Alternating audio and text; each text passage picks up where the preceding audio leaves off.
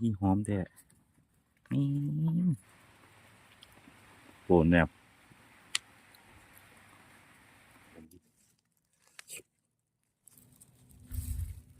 ดอกกันนี้กูก็เอาตรงนี้ก็เอาเห็ดอหย่างก็เอินเห็ดอยู่ข้าวเห็ดสมิดเห็ดสมิดเห็ดขมนั่นละมันมันอยากหัวใจเห็ดแบบนี้มันสิแซ่บก่อนจะเอาตะไคร้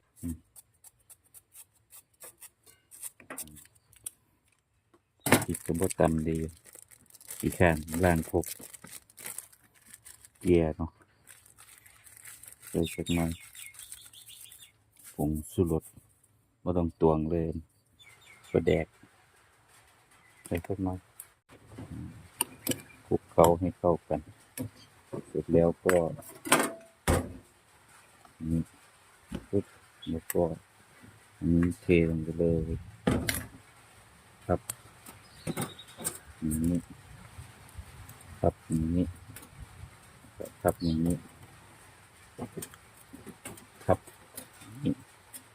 ปุ๊บพร้อมเ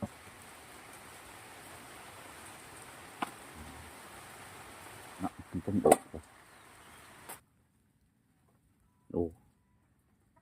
หอมแบบเบิดคำบรรยายเลยวะหอมแล้วมันสิแซ่บอีกโอ้อีปอยหอมโปดหอมโพกูเลยนายตายมันสิแซ่บบ่มีแห้งเงามา